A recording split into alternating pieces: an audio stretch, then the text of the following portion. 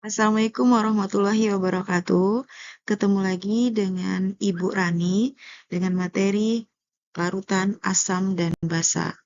Nah, larutan asam dan basa ini bisa kita temui dalam kehidupan sehari-hari, seperti pada buah jeruk, kemudian lebah, tawon, dan juga di dalam tubuh kita sendiri juga ada asam, yaitu asam klorida atau asam lambung. Kemudian di dalam aki mobil itu juga ada larutan asam yang disebut dengan larutan asam sulfat. Sementara larutan basa yang kita temui dalam kehidupan sehari-hari seperti pada obat remah, romah atau milanta. Kemudian ada juga dalam deterjen atau sabun. Nah, apa sih definisi dari larutan asam dan basa? Nah, sekarang kita akan mempelajari ada 3 teori yang mendefinisikan arti dari larutan asam dan basa, yaitu teori Arrhenius, teori Bronsted-Lowry, dan teori Lewis. Teori yang pertama itu teori Arrhenius. Asam menurut Arrhenius adalah suatu zat yang jika dilarutkan ke dalam air akan menghasilkan ion hidrogen atau H+. Sementara basa adalah suatu zat yang jika dilarutkan ke dalam air akan menghasilkan ion hidroksida atau OH-. Nah, di sini ada dua buah larutan, yaitu larutan HCl dan larutan NaOH. Seperti yang kita lihat, kalau HCl dilarutkan di dalam air, akan terurai menjadi ion H+ dan ion Cl-. Sementara NaOH jika dilarutkan di dalam air, akan terurai menjadi ion Na+ dan ion OH-. Maka berdasarkan ilustrasi gambar tersebut, kita dapat menentukan bahwa yang menjadi asam adalah HCl dan yang menjadi basa adalah NaOH. Nah, ini ada beberapa contoh larutan asam basa. HCl seperti yang ilustrasi sebelumnya merupakan larutan asam. Jadi kalau yang asam dikasih simbol warna merah ya, kalau basa nanti akan kita kasih simbol berwarna biru. NaOH. NaOH juga sudah diilustrasikan sebelumnya. Jadi ini merupakan larutan basa. Kemudian H2SO4. H2SO4 ini nama lainnya adalah asam sulfat. Ini merupakan larutan asam. Berikutnya H3PO4. Ini juga larutan asam. Jadi kelihatan ya persamaannya bahwa larutan asam itu sering ada H di bagian depannya. Kemudian ada BaOH dua kali. Nah, ini mirip dengan NaOH, maka ini merupakan larutan basa. Kemudian NH4OH, ini juga merupakan larutan basa. Nah, ada larutan asam yang hanya tidak di depan. Contohnya seperti asam cuka, CH3COOH. Ini merupakan larutan asam, itu asam asetat. Berikutnya ALOH 3 kali. Ini adalah larutan basa. Oke, nah kita lihat reaksi ionisasi suatu larutan asam atau basa jika dilarutkan di dalam air. Kita akan lihat bagaimana ia terurai menjadi ion H+ dan ion OH-. HCl kalau dilarutkan di dalam air akan terurai menjadi H+ ditambah Cl-. Kemudian H2SO4. Kita bisa lihat bahwa H2SO4 ini hanya ada 2, maka ini akan terurai menjadi 2 buah H+ dengan SO4 2-, karena muatan ion dari SO4 adalah 2-. Berikutnya kita lihat H3PO4. H3PO4, H+-nya berjumlah 3 dan PO4-nya bermuatan ion 3-. Maka reaksi ionisasinya adalah 3H+ ditambah PO4 3-. Berikutnya CH3COH. Nah, ini adalah larutan asam yang dijelaskan sebelumnya. Ini akan terurai menjadi CH3COO- ditambah H+. Ini adalah reaksi ionisasi dari asam. Kita lihat contoh reaksi ionisasi dari larutan basa. NaOH, ia akan terurai menjadi larutan Na+ ditambah OH-. Berikutnya BaOH 2 kali. Nah, ini sama seperti tadi.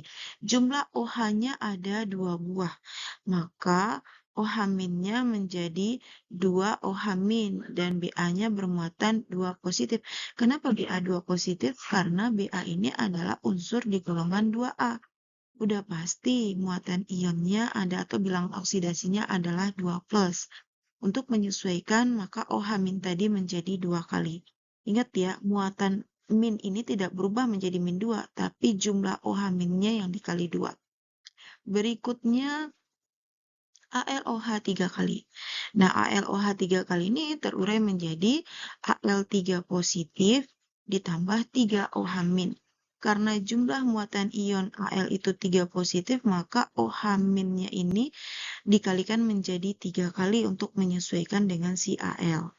Berikutnya NH4OH. Nah, ini akan terurai menjadi ion NH4+ ditambah OH-. Demikianlah reaksi ionisasinya. Oke, kita lanjut untuk teori yang kedua, yaitu teori Bronsted-Lowry.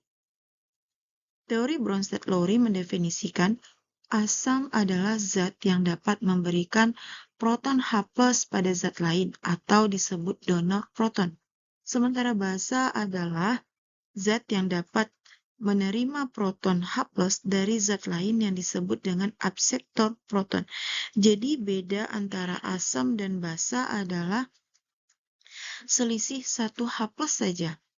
Kita lihat contoh dari reaksi berikut.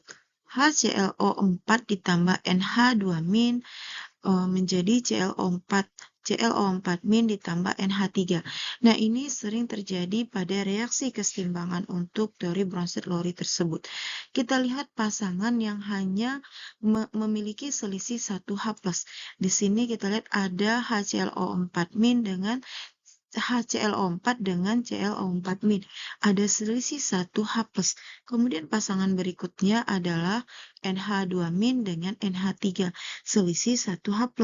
Di sini NH2 hanya cuma 2, sementara di sini hanya ada 3. Maka, di sini pasangan asam basa konjugasinya adalah HClO4 dan ClO4- dan NH2- dan NH3. Yang mana yang asam? Kita lihat bahwa HClO4 dengan ClO4- yang memiliki kelebihan H+ adalah yang HClO4. Maka yang disebut asam adalah HClO4 dan pasangannya adalah basa konjugasi. Begitu juga dengan NH2- dan NH3. Yang memiliki kelebihan H+ adalah NH3, maka ini disebut asam dan yang NH2-nya disebut dengan basa. Yang di posisi sebelah kanan itu kita tambahin dengan kata konjugasi. Walaupun NH3-nya asam, tapi dia adalah asam konjugasi. Berikutnya H2O ditambah HCl menjadi H3O+ ditambah Cl-. Nah, di sini pasangan asam basa konjugasinya adalah H2O dengan H3O+ dan HCl dengan Cl-. Jadi yang menjadi asam adalah asam yang menjadi asam konjugasi adalah H3O+, kemudian yang menjadi basa adalah H2O. Sementara HCl di sini adalah asam dan Cl- adalah basa konjugasi. Demikianlah definisi asam dan basa menurut teori Bronsted dan Lowry. Berikutnya, teori yang ketiga adalah teori Lewis. Asam adalah zat yang dapat menerima pasangan elektron, sementara basa adalah zat yang dapat menyumbangkan pasangan elektron. Kita bisa lihat dari reaksi BF3 ditambah NH3 menjadi NH3BF3. Ini cenderung biasanya terjadi pada reaksi yang memiliki ikatan kovalen koordinasi. Kita lihat bahwa NH3 mempunyai pasangan elektron bebas, sementara BF3 mempunyai sisi yang kosong. Maka BF3 berikatan kovalen koordinasi dengan NH3. Nah, BF3 ini adalah asam menurut Lewis, kemudian NH3 adalah basa karena ia menyumbangkan pasangan elektron, sementara BF3 disebut asam karena ia menerima pasangan elektron. Nah, dari 3 teori tersebut bisa kita simpulkan bahwa teori Arrhenius adalah teori pembentukan air. Kemudian teori Bronsted-Lowry adalah teori perpindahan proton, sementara teori Lewis adalah pembentukan ikatan kovalen koordinasi. Nah, reaksinya pada Arrhenius ada reaksi pembentukan air dari ion H+ dengan OH-, kemudian pada Bronsted-Lowry ada reaksi kesetimbangan dari asam menjadi basa konjugasi, kemudian dari basa menjadi asam konjugasi. Kemudian kalau di dalam teori Lewis ada pembentukan ikatan kovalen koordinasi. Nah, batasannya kalau Arrhenius hanya larut di dalam air, sementara Bronsted-Lowry hanya reaksi perpindahan proton. Nah, kalau di Lewis teorinya lebih umum.